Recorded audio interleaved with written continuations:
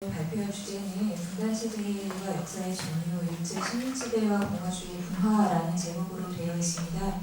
잘 아시겠지만 한반도가 남한과 북한으로 분단되기 이전에 한반도는 일제에 의한 식민지배를 받았었고요.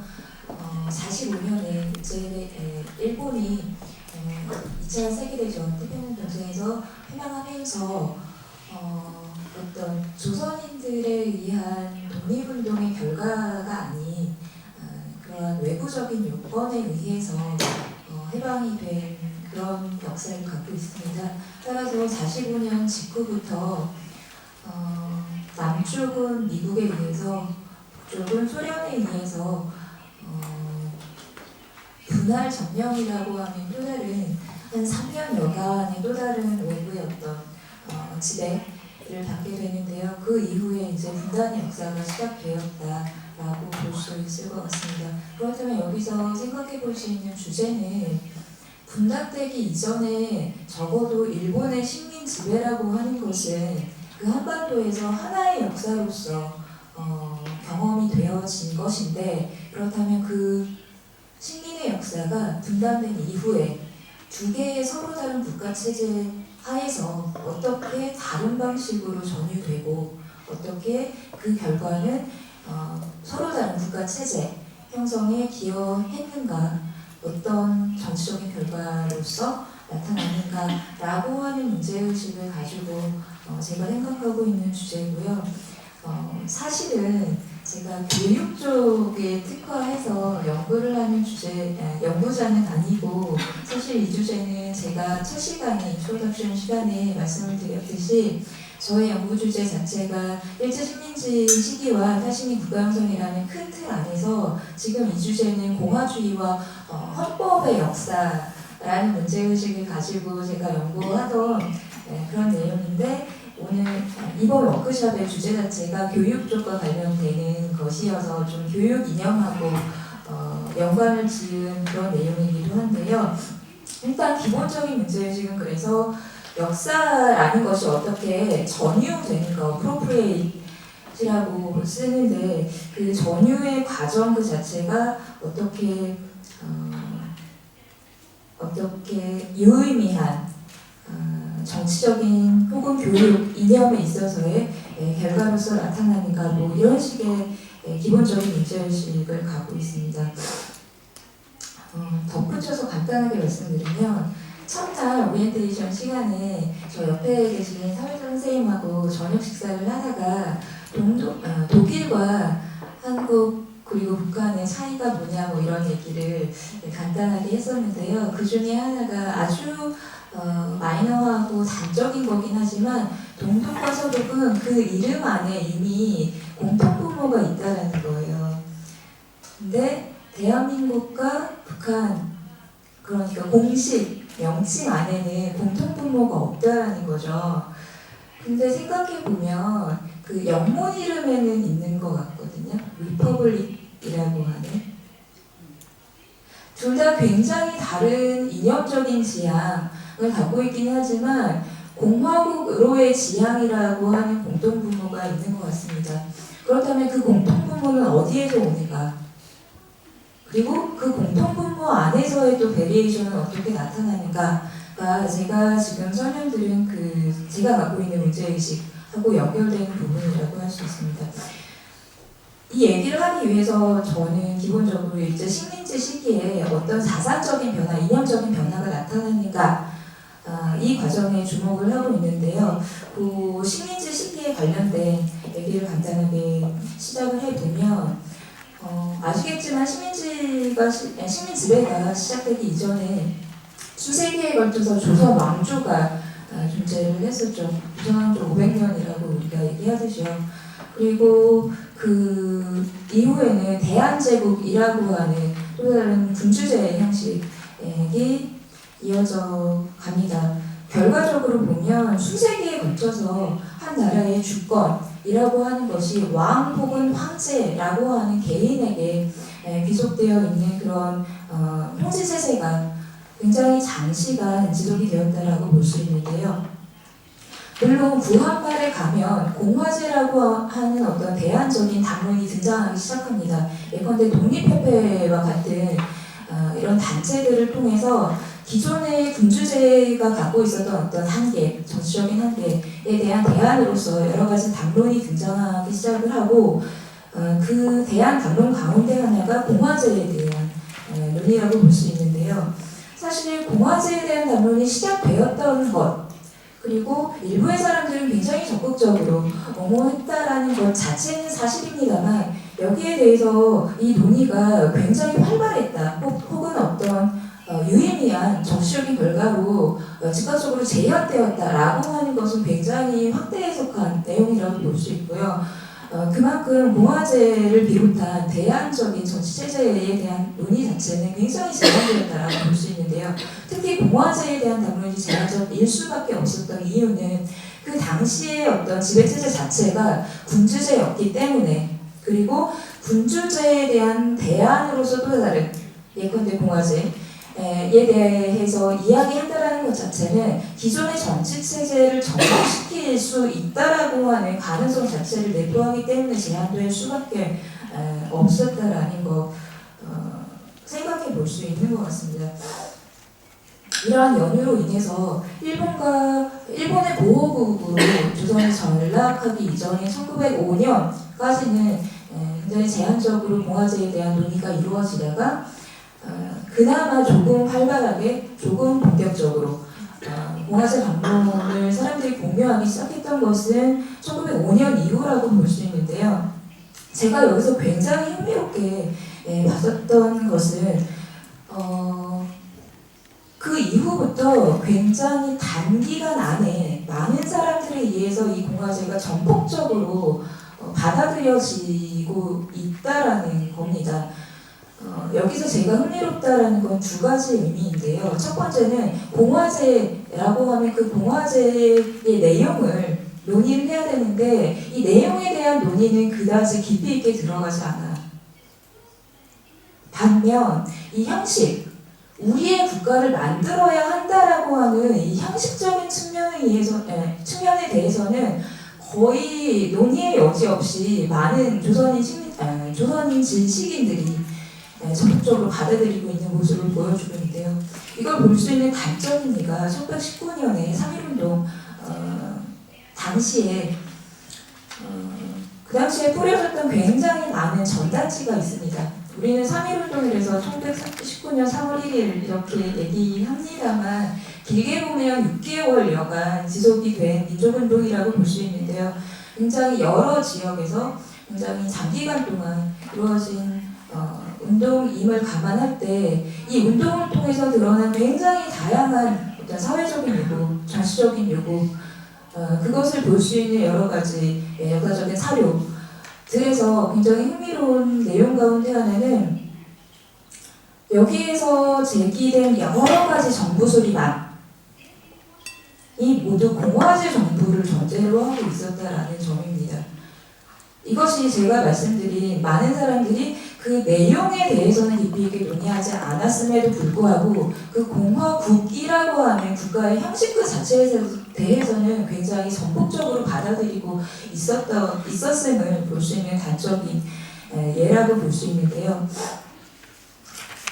왜 그랬을까를 설명할 수 있는 한 가지 유력한 내용 가운데 하나가 동아시아 맥락을 다시 한번 봐야 될 것 같습니다.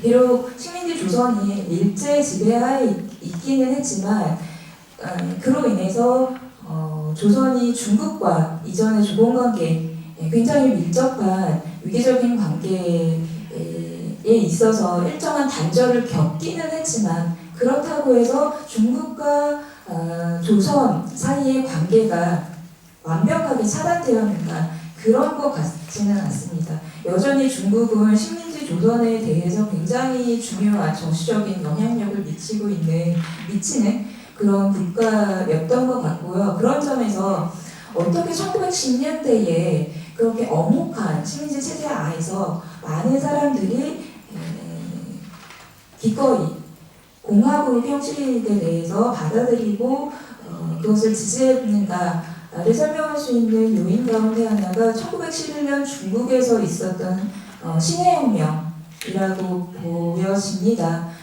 실제로 여러 그 식민지 조선의 지식인들 그리고 정치 운동을 하는 민족운동가들 일부가 그 당시 중국에 가서 신해혁명을 목도하면서 그 안에서 어떤 조선의 대안적인 정치 체제에 대한 상을 구상하는 데 많은 영향을 받았다라고 논의가 되고 있는 것 같습니다. 그래서 1910년대까지 볼 수 있는 어떤 특징이라고 하는 것은 우리의 국가 그 이전까지 한 사람, 왕이나 어떤 황제에 의해서 개인적으로 지배받던 그런 정치 체제가 아닌 근대적인 국가, 우리의 국가를 만들어야 한다, 만들고 싶다. 그렇다면 어떤 국가이어야 할까? 여기에 대해서 공화국이어야 한다라는 데까지는 굉장히 상당한 정도로 공감대가 형성이 되었던 것은 분명한 것 같고요. 제가 여러 번 강조했듯이 하지만 내용적인 측면에 있어서는 굉장히 기어져 있는 부분이 많았다. 그럴 수밖에 없었을 것 같은 것이요. 1910년대까지는 여러 가지 그들끼리 소통할 수 있는 수단이라고 하는 통로라고 하는 것이 굉장히 제한되어 있었다라는 점을 상기하면 설명될 수 있을 것 같은데요.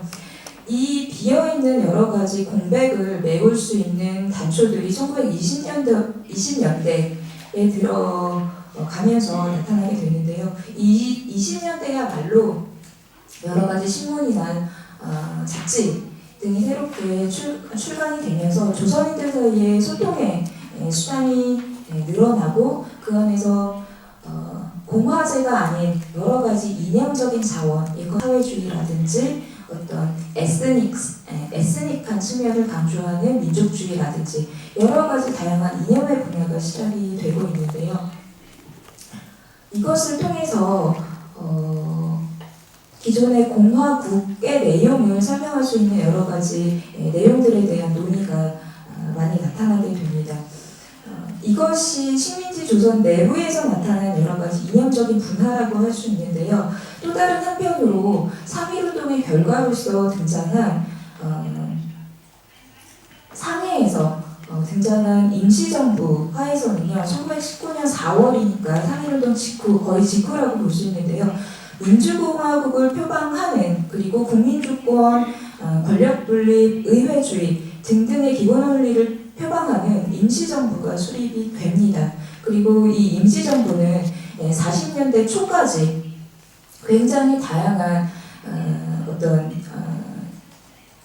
민족주의자들 그리고 정치운동가들 사이에 여러 가지 논쟁과 어떤 분열과 등등의 역사를 겪기는 합니다만 40년대까지 계속적으로 여러 가지 건국의 이념과 헌법의 기초 그리고 건국의 강령 등을 문서화하는 작업을 꾸준히 진행을 하게 되는데요. 여기서 우리가 주목할 것은 상균주의라고 하는 이념입니다. 상균주의라고 하는 것은 조선왕이라고 하는 사람이 주축이 되어서 정치, 경제, 교육에서의 균등을 강조하는 이 이념이 건국의 이념, 건국의 강령으로서 채택이 되는 그런 수순을 밟게 되는데요. 그래서 1920년대는 크게 두 축으로 우리가 정리를 해볼 수 있는데 식민지 조선 내부에서는 굉장히 다양한 이념적인 분화 혹은 분열, 분파 등이 등장하고 이것들의 상당수가 민족주의 이념과 결합하는 양상을 보여주고 있고요. 또 다른 한 축, 그 임시정부를 중심으로 하는 해외에서의 어떤 일련의 활동들은 실제적인 민족운동의 양상을 드러내지는 못했지만 그 해방 이후에 국가의 이념을 건설하는 데 있어서 준비할 수 있는 여러 가지 법이라든지 강령이라든지 그런 기초를 닦아내는 모습들은 오히려 해외의 임시정부를 중심으로 해서 나타나고 있었다라는 점이 제가 20년대와 30년대를 거치면서 식민지 조선을 분석하는데 강조하고자 하는 것인데요. 그렇다고 할 때 이제 분단의 역사를 우리가 생각을 해볼 수 있는데요. 45년 이후에 분단의 역사에서 그렇다면 식민지 시기에 동일하게 공화국의 이념이 들어왔고 이 공화국의 이념과 연결될 수 있는 굉장히 다양한 이념적인 소스들 이것들이 어떻게 결합되는가 남한 그리고 북한에서 그 양상에 대한 비교가 이제 지금 말씀드릴 내용이라고 볼 수 있는데요. 일단 기본적으로 남한에서는 민주공화국의 이념이 기본적으로 강조가 됩니다. 그리고 상교주의에서 강조되었던 정치, 경제, 교육에서의 균등 이념이 적어도 재헌헌법에서는 상당한 정도로 유의미하게 받아들여지고 그것을 확인할 수 있는 내용이 많이 있습니다. 물론 60년대 이후로 가면 여러 차례 헌법 개정을 통해서 특히나 경제에 있어서의 균등 이념이라고 하는 것이 그 당시에 이승만 정부가 채택했던 여러 가지 자유경제 혹은 시장경제의 원리와 배치되는 그런 측면으로 인해서 헌법이 개정되는 그런 과정을 겪게 됩니다만 적어도 건국 초기, 대한민국 정부 수립 초기에 있어서는 여전히 공화국, 임시정부가 표방했었던 공화국의 이념과 상표주의의 내용이 유의미한 방식으로 재현되는 헌법에 의해서 재현되는 그런 양상을 보이고 있고요. 그럼에도 불구하고 이것은 60년대 그리고 50년대와 60년대를 거치게 되면서 굉장히 국가주의 혹은 반공주의라고 하는 또 다른 양상의 어떤 이념과 결합하게 되면서 공화국 안에 공화국이라고 하는 형식을 국가주의 혹은 반공주의라고 하는 또 다른 이념적인 내용으로 채우게 되는 그런 모습을 보이게 됩니다.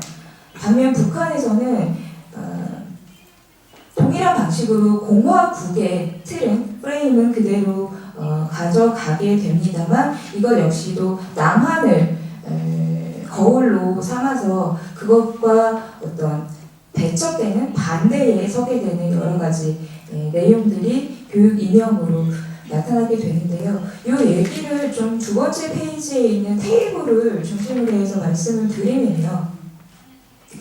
지금까지 우리가 제가 논의한 이 공화국의 형식과 공화국의 내용이라고 하는 것을 어떻게 교육 이념과 연결시킬 것인가의 문제를 간단하게 표로 정리한 것이라고 볼 수 있는데요. 남한과 북한에 있어서 어떤 국가의 정통성이나 국가가 지향하는 여러 가지 근대적인 내용 혹은 미래지향성, 체제 이념, 인간상 등등에 있어서 표에 있듯이 그리고 굳이 표를 보지 않고도 우리가 익히 알고 있는 그 내용들이 어떻게 동일한 일제 식민지 시기라고 하는 그리고 식민지 시기에 나타난 공화국으로의 지향을 보여줬던 여러 가지 임시정부 그리고 임시정부가 만들었던 헌법 강령 등의 내용과 연결이 되는지 예컨대 남한에서 지향한 홍익인간이라고 하는 것 그리고 북한에서 정통성의 기반으로 주장한 항일혁명 전통이라고 하는 것 이 두 가지 모두가 임시정부에서 표방한 자신들의 정치적 정당성의 기반이라고 할 수 있거든요. 단지 그 내용 중에 어떤 부분은 남한에서 또 어떤 부분은 북한에서 전유되었다라고 볼 수 있는 것이고요. 마찬가지입니다. 남한과 북한이 지향했던 근대성이라고 하는 것은 무엇일까? 하나는 자본주의, 또 다른 하나는 사회주의, 하나는 자유민주주의, 또 다른 하나는 주체사회주의 등등의 정치적인 이념 혹은 경제적인 지향성 등등은 굉장히 반대의 지점에서 설명되는 것 같지만 이 상당히 배척하는 것처럼 보이는 이 두 가지 이념이 실제로 식민지 시기에 상해 임시정부의 건국 강령에 기본적으로 들어있는 내용이라고 하는 것이죠.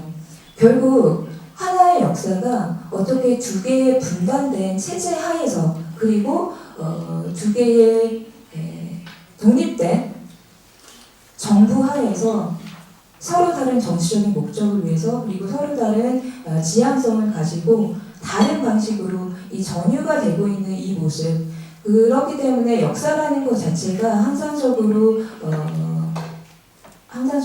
재현되는 그 과정 자체를 교육 이념을 통해서 확인할 수 있는 것 같고요. 사실 북한과 남한의 얘기뿐만 아니라 지금 현재 남한 안에서도 대한민국 안에서도 역사 그 자체는 너무나 논쟁적인 정치적인 이슈가 되고 있는데요. 제가 결론적으로 한 두 가지 정도만 강조하면서 발표를 마치려고 하는데요. 동아주의라고 하는 정치 이념 자체가 한국의 역사적인 과정을 통해서는 국가주의라고 하는 굉장히 독특한 형태로 변모되고 있는 모습을 우리가 확인할 수 있다는 것.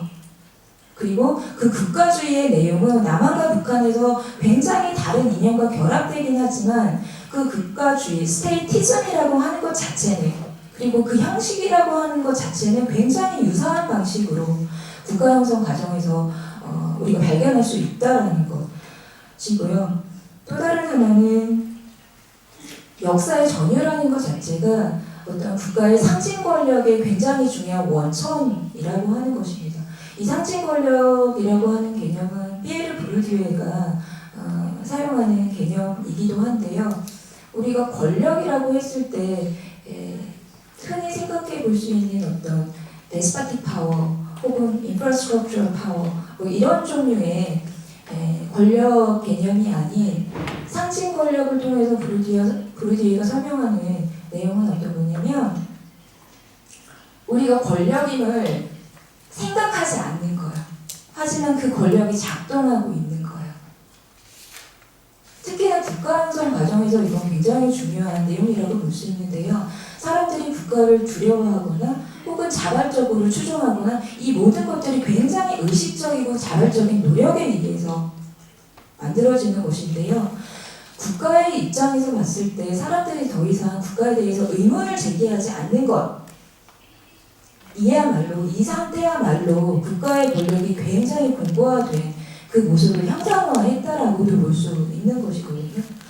이 역사의 전유 과정이야말로 끊임없이 국가의 상징 권력을 축적하게 되는 그 기반이 아닌가 싶습니다. 제 발표는 여기서 마치겠습니다. Also sprechen wir vielleicht in der guten Tradition der koreanischen Dynastien von einer neuen Kim-Dynastie, die vielleicht tatsächlich noch etliche Dekaden Bestand haben dürfte. Also wie republikanisch ist die Demokratische Volksrepublik Korea wirklich noch?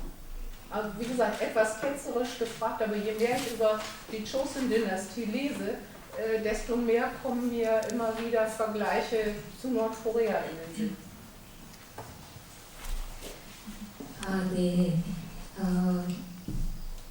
북한이 공화제냐, 북한이 공화제냐. 기본적으로 권력이 지금 세습되고 있는 지금 말씀해 주신 그런 모습들 그리고 공화제라고 했을 때 정치 이념적인 측면에서 봤을 때요. 공화제를 자유주의와 굉장히 비교하고 대조하는 그런 내용을 생각해 본다면 공화제의 가장 큰 특징이 뭘까라고 했을 때 굉장히 핵심적인 내용 가운데 하나가 그 주체의 형성인 것 같거든요. 자발적이고 활발한 정치적 참여야말로 그 공화제를 설명할 수 있는 굉장히 중요한 핵심적인 내용인 것 같습니다. 원론적으로요. 그렇다고 봤을 때 북한이 공화제냐, 공화국이라고 할 수 있느냐. 바로 그러한 의문 때문에 제가 여러 차례 발표에서도 공화국의 형태라는 측면을 강조했던 것입니다. 어떤 주체적이고 자발적이고 적극적인 정치적 참여라고 하는 그 정치 이념의 일반 내용으로는 북한을 공화국이라는 혹은 공화제라고 하는 네이밍으로 설명하기 힘든 모습이 굉장히 많이 보이는데요. 제가 강조하고 있는 것은 어떤 조선으로 넘어가는 것도 사실은 저는 조금 제 입장에서는 조금 섣부른 주장일 수 있을 것 같고요. 적어도 제가 자신 있게 설명할 수 있는 내용은 식민화 이후에 새롭게 등장한 굉장히 다양한 대안적인 정치 담론 가운데서 아주 단기간 안에 아주 급격한 속도로 많은 사람들이 받아들인 이 공화제에 대한 내용에서 흥미로운 건 그 형식에 대해서는 굉장히 논의의 여지가 없이 많은 사람들이 이것을 국가와 동일시하면서 받아들였다라고 하는 것입니다. 사실상 이 공화제, 그렇다면 어떤 종류의 국가여야 하는가? 즉 공화제의 형식이 아니라 공화제의 내용이라는 측면에서 봤을 때는 이것이 굉장히 상반된 이념적인 내용, 자유주의 그리고 사회주의 혹은 공산주의라고 하는 이념으로 1920년대로 넘어간다라고 하는 것이죠. 그래서 지금 질문해 주신 그 조선 시기와 관련된 부분은 사실은 제가 답변 드리기는 조금 어려운 측면, 어떤 조선의 정통이라든지 그런 것과 연결해서는 제가 조금 답변 드리기 어려운 측면이 있는 것 같고요. 적어도 제가 확실하게 답변 드릴 수 있는 것은 그 공화국에 대한 어떤 형식적인 강조라고 하는 것, 그리고 그 기원이라고 하는 것은 적어도 식민지 시기에 분명히 나타난다라는 것까지는 제가 답변 드릴 수 있을 것 같습니다.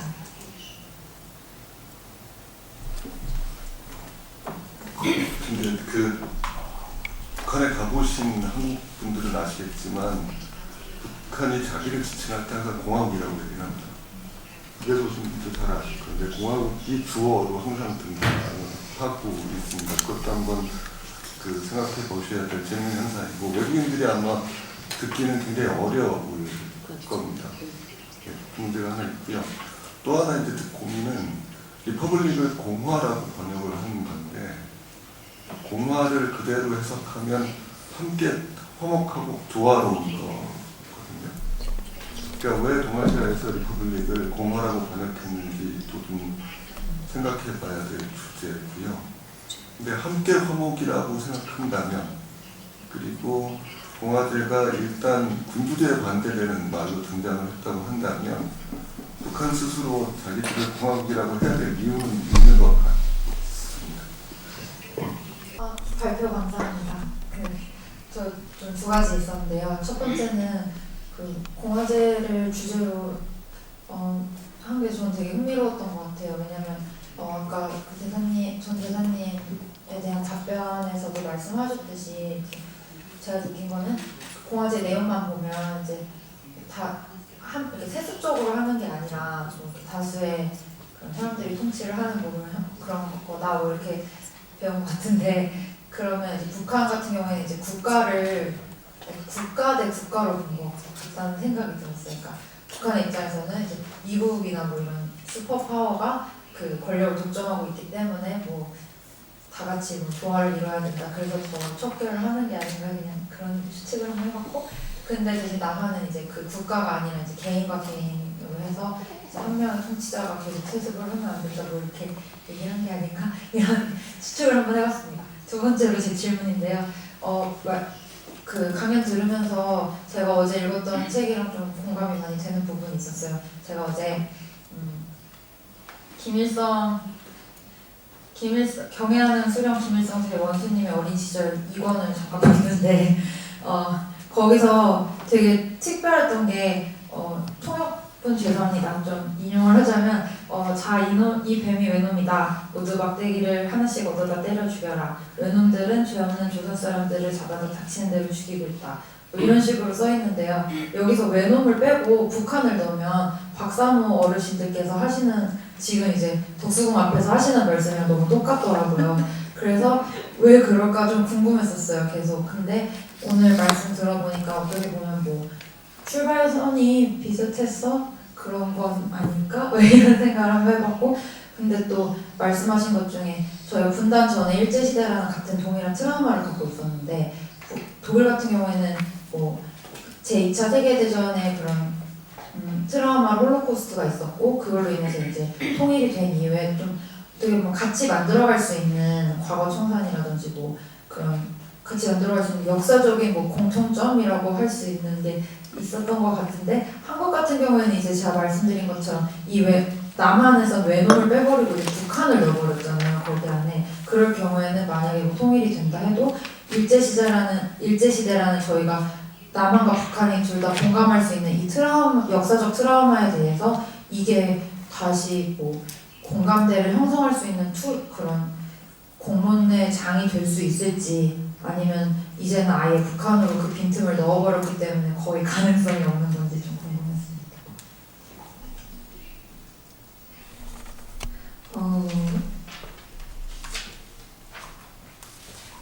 일단 국가학부 교수님 그 코멘트 해주신 내용 한 가지만 살짝 덧붙여서 얘기하면요, 공화제 혹은 공화국이라는 것 자체가 국가라고 하는 보통 명사와 거의 동일시되어서 사용되는 그 어법은 북한뿐만 아니라 대한민국에서도 유사하지 않은가 싶습니다. 예컨대 우리가 삼종공화국이라는 말을 하고요, 우리가 공화국을 언제 쓰지? 라고 생각해 봤을 때 제1공화국, 제2공화국처럼 어떤 시기를 지칭할 때 거기에는 내용이 없거든요. 몇 년부터 몇 년까지 제1공화국, 몇 년부터 몇 년까지 제2공화국, 혹은 삼종공화국, 삼종이 지배한다라는, 삼종이 국가에서 굉장히 지배적이다 라고 하는 내용을 유포하기 위해서 쓰는 것이, 거기 공화국 그 자체가 어떤 유의미한 특징을 갖고 있는 것이 아니라는 거죠. 국가의 다름 아닌 그런 내용으로 사용되고 있는 모습 한 가지 참고로 말씀드릴 수 있을 것 같고요. 그리고 주신 내용을 제가 어떻게 답변을 드려야 될지는 잘 모르겠습니다. 왜냐하면 일제 식민지 시기에 대한 역사적인, 특히나 교과서적인 기술 자체는 굉장히 잘 아시겠지만, 혹은 쉽게 유추하시겠지만 굉장히 다릅니다. 그런데 그 차이 그 자체가 중요하기보다는 제가 볼 때 더 중요한 것은 북한에서는 그거 자체를 국가의 정당성과 직결시키고 있는 것이거든요. 바로 그렇기 때문에 남한은 아직 해방되지 않은 공간이라고 하는 담론으로 연결시킬 수 있는 것이고요. 그런데 대한민국의 관점에서는 굉장히 애매모호하고 두리뭉실한 방식으로, 일제식민지 시기는 다 같이 억압하였던 사회, 하지만 지금은 이제 뭔가 평화 통일을 해야만 하는 그런 규범적이고 도덕적이고 당위적인 그런 종류의 서술에서 얼마나 나아갔는지는 굉장히 의심스러운 부분이라고 볼 수 있고요. 그렇기 때문에 식민지 시기에 대한 해석, 아까 오전 세션의 내러티브로서의 역사에 대한 그리고 기억으로서의 역사, 무엇을 기억할 것인가, 어떻게 기억할 것인가 등등의 문제 자체가 이 교육 이념, 나아가서는 국가의 어떤 통치 이념 그 자체를 비교할 수 있는, 혹은 그 차이를 통해서 우리가 고민해 볼 수 있는 지점이 굉장히 많은 것 같습니다. Herr Trump, Sie haben natürlich recht, dass Nordkorea zu etwas mutiert ist, was es unterscheidet von dem, wie es mal angefangen hat. Eine demokratische Volksrepubliken gab es ja auch andernorts, Länder, die sich so nannten. Der Punkt ist aber ja wahrscheinlich, dass man das damals überhaupt nicht vorhersehen konnte. Es ist ja auch sehr ungewöhnlich, dass ein nominell kommunistisches Land die Macht innerhalb einer Familie weitergibt. Das ist ja in anderen Ländern nicht so gewesen. Nun ist es aber ja so, wenn man sich die Geschichte anschaut, dann kann man ja aus nordkoreanischer Perspektive sagen, das Königreich bzw. Kaiserreich Korea war zu schwach, um unsere Unabhängigkeit zu schützen. Und nur einer aus dem Volk, Kim Il-sung, konnte dann die Unabhängigkeit wiederherstellen. Und deswegen ist es legitim, dass wir eine Republik sind, dass wir also die Herrschaft des Volkes haben und einer aus dem Volk eben vorne dran steht. So, dass das dann zu etwas Monarchieartigem mutiert, ist eine völlig andere Geschichte. Aber selbst wenn jetzt Kim Jong-un das Gefühl hätte, er wäre eine Art König, wäre es ja fatal für ihn zu sagen, wir sind keine demokratische Volksrepublik mehr, sondern ich kröne mich zum König oder Kaiser. Denn dann würde er zurückkehren zu einem System, was erkennbar gescheitert ist. Er muss ja, um die Verbundenheit zum Volk darzustellen, weiter daran festhalten, dass er eben der Repräsentant einer Partei ist, die vom Volk getragen ist. Und deswegen gibt es überhaupt keine Veranlassung, den Staatsnamen zu ändern. Was allerdings schon natürlich auffällig ist, dass die Nordkoreaner ja bis vor einigen Jahren Marx und Lenin da am Kim Il-sung Square hängen hatten und die sind längst verschwunden. Und das Wort Kommunismus ist aus der Verfassung verschwunden. Aber das Wort Sozialismus steht noch drin und das Wort Juche steht natürlich auch drin. Aber sie wären ja mit dem Klammerbeutel gepudert, wenn sie den Staatsnamen antasten würden. Also sorry, aber direkt dazu, aber wenn Sie sagen, eben, dass Sie sich auch nochmal verstärkt mit dieser Entwicklung des republikanischen Gedankens während der Kolonialzeit beschäftigen wollen, dann fände ich persönlich es sehr, sehr interessant, wenn man in diese Untersuchung eben auch die Frage einschließen könnte, haben 35 Jahre Fremdherrschaft wirklich ausgereicht, um über 500 Jahre Tradition, monarchische und neokonfuzianische Traditionen wirklich völlig im Volk verschwinden zu lassen, auszurotten. Das, also ich muss sagen, das ist so ein Gedanke, der mich also wirklich beschäftigt, den ich sehr interessant finde. Ich weiß nicht, es kann sein, dass das Erlebnis so einschneidend und so traumatisch war, dass man eben von allem, was davor lag, wirklich nichts mehr wissen will, dass das getilgt ist aus dem Geschichtsbewusstsein. Aber wie gesagt, ich finde, also für mich ist das jedenfalls eine sehr interessante Frage. Und der andere Punkt, also wenn Sie sagen, Republik ist Kuba, harmonisches Miteinanderleben, dann würde mich auch interessieren, wie Sie das dann definieren. Harmonisches Miteinanderleben kann ja heißen, hierarchisch gegliedert, jeder hat seinen Platz und weiß, wo er oder sie hingehört. Aber es kann natürlich auch heißen, freies Spiel der Kräfte und Konsensbildung. Also beide Möglichkeiten kann man ja wahrscheinlich darunter verstehen. Also mich würde interessieren, ob es auch da eben Unterschiede in der Definition gibt, was man eben als Unterrepublik versteht. Sorry, ich will das nicht dominieren, aber die Frage finde ich wahnsinnig spannend eben, was ist weitergegangen. 그 레스퍼블리카를 공화라고 번역을 했을 텐데 만약에 좀 더 긍정적으로 평가를 해주면 자유주의하고 구분되게 공공이익이 개별적인 개인적인 이익보다 우선한다고 했을 때 공화국이란 말을 어쨌든 쓸 수 있지 않을까라는 거고요. 그 북한의 축제를 조선왕조 500년으로 돌아가는 수도 있지만 저는 그 생각은 어떻게 보면 전형적인 오리엔탈리즘 같이 보입니다. 그러니까 그 사회주의 국가들의 특징 중에 하나는 동독도 그랬지만 정권 교체의 방식이 없습니다. 그러니까 이른바 리버럴 데모크라시 하는 국가들은 주기적인 선거를 통해서 정권을 교체했지만 이른바 사회주의를 표방했던 국가들에 있어서 주기적인 선거는 있었지만 제도화된 정권 교체 방식이 없었던 거죠. 아마 그것을 가장 잘 해결했다고 보이는 게 중국일 겁니다. 중국 공산당 같은 경우는 임기제가 있고 연령 상한이 있습니다. 그러니까 나름대로 일당 지배 체제 하에서 정권 교체의 가능성을 열어놓는 방식이었는데 사실은 북한은 그걸 못했다고 할 수 있는 거죠. 그러니까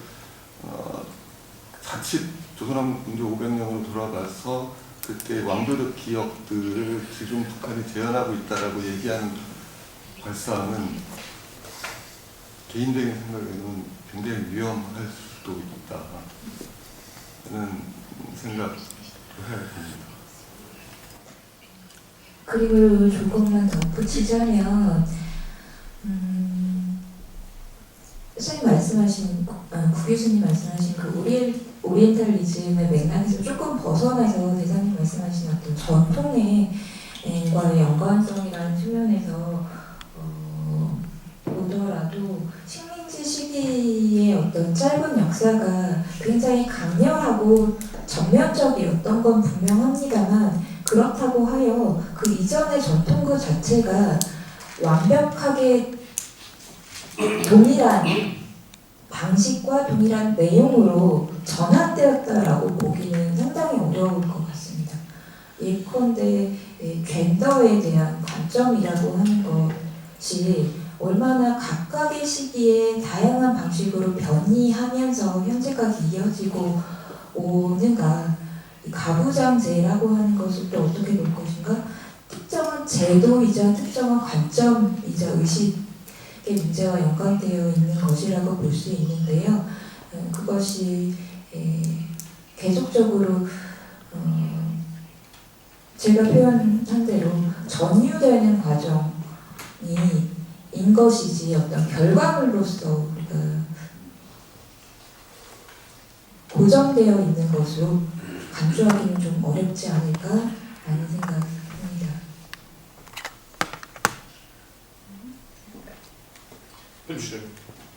Ja, ich würde da noch gerne einhaken, gerade bei dem Diskurs jetzt zur Republik und so mal. Man muss sich ja auch das koreanische oder südkoreanische System anschauen und man stellt recht schnell fest, dass auch sehr viele monarchische Elemente weiterhin sehr relevant sind in dem System. Also einen Präsidenten, der nur für eine bestimmte Zeit gewählt werden kann, also keine Wiederwahl, aber trotz allem eine unglaubliche Macht ausübt. Wenn man sich mal die Stellung des Premierministers und des Kabinettes anschaut im Vergleich dazu, eine sehr volatile Parteienlandschaft, in denen die herrschenden Parteien alle paar Jahre den Namen wechseln, beziehungsweise es auch nach Wahlen üblich ist, dass innerhalb des Parlaments einzelne Abgeordnete die Partei wechseln und dadurch sich die Mehrheitsverhältnisse unglaublich schnell ändern, was in den meisten demokratischen, also liberal-demokratischen Systemen sehr ungewöhnlich ist und halt eben auch Traditionen, die zum Beispiel im Wahlkampf stattfinden, also zum Beispiel beim Kim Un, der ursprünglich als Präsidentschaftskandidat gehandelt wurde, hat sich ja vorher so inszeniert, wie man es eigentlich von einem König oder Kaiser der Joseon-Dynastie erwarten würde, also dass er zum Grab seines Vaters gepilgert ist und seine Mutter in einem Altersheim besucht hat, dass sich ein Bürger, dessen Namen niemand nennt, vor ihm regelrecht hingeworfen hat, um eine Art von Verehrung auszudrücken. Und wenn es mit dem Wahlkampf von Park Geun-hye vergleicht, dann fanden genau die gleichen Abläufe ebenfalls im Wahlkampf statt, was darauf hinweist, dass dem Präsidenten oder Präsidentin in Südkorea auch ein sehr feudalistischer Aspekt in der Amtsausführung wie auch im Wahlkampf zukommt. Und deswegen ist es halt fraglich,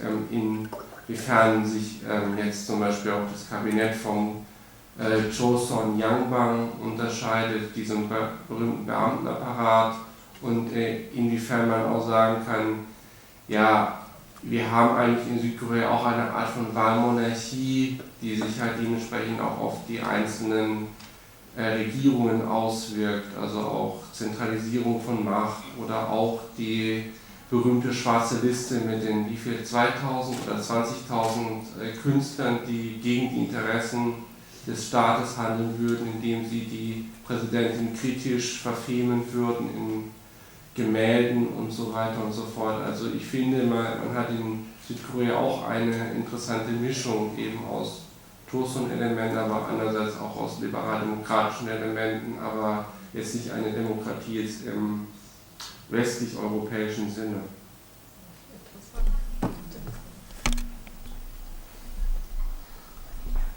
그런이 아니었으면 제 생각인데요. 피터, 땡큐. 그냥 좀 이건 되게 제 매우 학생스러운 생각인데요.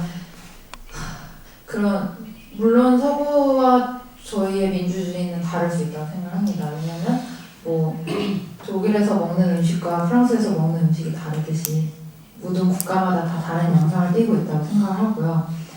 묘소를 찾아가는 것에 대해서는 뭐 피터는 잘 알고 있을 거라고 생각하지만 이거는 굉장히 한국적인 건 맞아요. 유교 문화가 있고 저희는 뭐 어른을 찾아가는 그런 문화가 있으니까. 근데 이거를 근데 저는 솔직히 말하면 그런 조선 시대의 그런 왕조 시대를 우리가 뭐 따라하려는 전통성까지 이어가는 거는 좀 무리가 아닌가 싶었어요. 왜냐면 한국에서는 예를 들면 독일이랑 다른 건 어제 나탈리 선생님도 얘기했지만 저는 독일에서는 어른들의 이름을 부를 수 있고요. 그다음에 독일에서는 아들이나 딸이 엄마나 아빠의 이름을 부르는데 한국에서는 그럴 수가 없어요.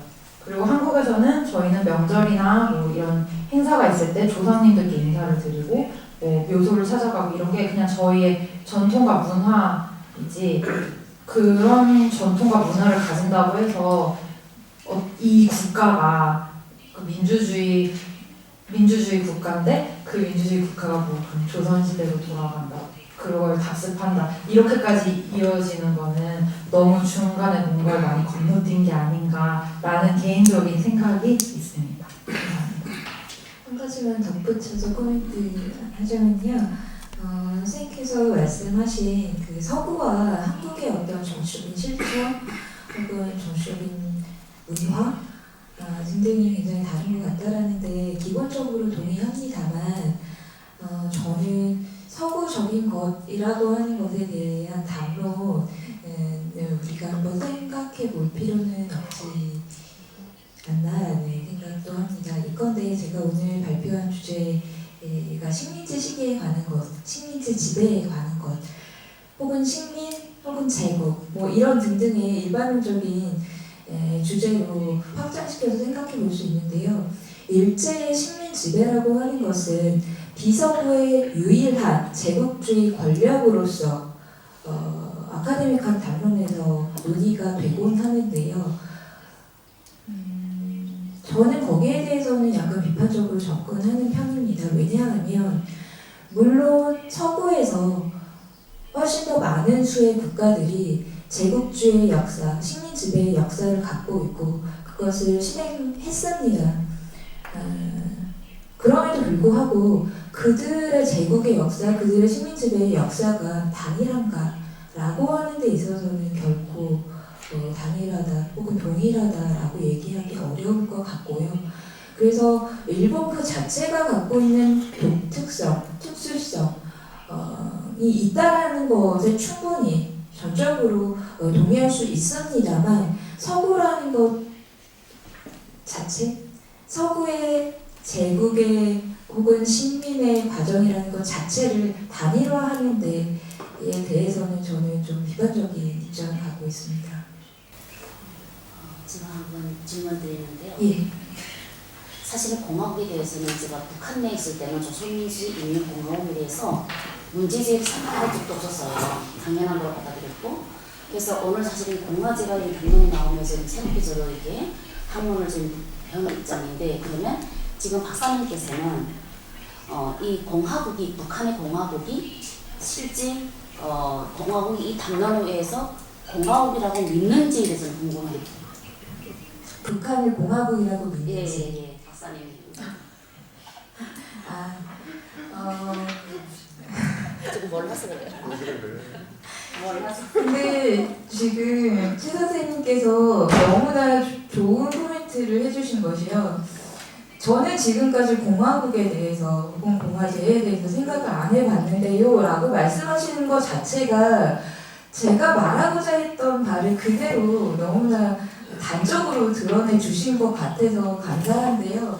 아까 말씀드렸던 상징 권력의 개념을 여러분들 같이 다시 한번 공유를 해주시면요. 북한에서도 그렇고 남한에서도 그렇고 공화국 그 자체에 대해서 생각하지 않는다고요. 우리는 그냥 주어진 것, 당연한 것, 원래부터 있고 자연스러운 것 그 자체로서 받아들이고 있고 그것을 국가와 동일시할 뿐이지 그것의 의미는 무엇인지, 무엇이어야 하는지, 무엇일 수 있는지 등등에 대해서 사고하지 않는 것 자체가 국가의 상징 권력을 대변하고 있는 모습 아닌가라고 저는 da시 한번 의문을 제기하면서 답해볼까 합니다. Ja, um nochmal kurz bei der Debatte einzuhaken mit dem Staatsraum. Das ist nämlich genau das Problem, mit dem wir immer in der Sinologie zu tun haben. Es gibt ja auch zum Beispiel einen chinesischen Begriff für Demokratie, Minju, oder auch einen chinesischen Begriff für Republik Gongkrugo. Aber das Problem ist immer, dass selbst im chinesischen Diskurs häufig das Problem besteht, so nach dem Motto, müssen wir unbedingt westliche Konzepte rezipieren und auch vor Ort so umsetzen nach der westlichen Demokratievorstellung und der westlichen Republikvorstellung, oder haben wir es eigentlich nicht mit eigenen Systematiken zu tun, die zum Teil eben, wie du daher das so ausgedrückt hast, auch in den Traditionen des Landes einfach verwurzelt sind, und das führt dazu, dass man häufig die gleichen Begriffe verwendet, aber eigentlich unterschiedliche Sachen damit meint. Das ist genauso, wie wenn man einen altrömischen Text von Cicero liest, der viel über die Republik, die öffentliche Sache geschrieben hat. Und wenn wir uns das römische System anschauen, auf das wir uns beziehen, dann haben wir an sich ein hochklientelistisches System mit oligarchischen, monarchischen Elementen, mit demokratischen Elementen. Und auch wenn wir uns die bundesrepublikanische Demokratiegeschichte anschauen, dann haben wir auch sehr viele Elemente, die einfach auch durch die föderale Ausgestaltung der ursprünglichen Bundesstaaten einfach bedingt sind. Also dass es nie einen starken Zentralstaat in Deutschland gab und dass auch wir keine Art von Senat haben wie in den USA, sondern eher eine Art von Aushandelskammern, der alle Länderregierungen vertreten sind. Deswegen wäre ich vorsichtig, wenn wir über eine Generalisierung der Begriffe reden, weil es dann häufig sein kann, dass wir gleiche Begriffe verwenden, aber dann aneinander vorbeireden. Und das passiert zu häufig, das passiert im akademischen Diskurs, das passiert aber auch im medialen wie auch im sonstigen Diskurs.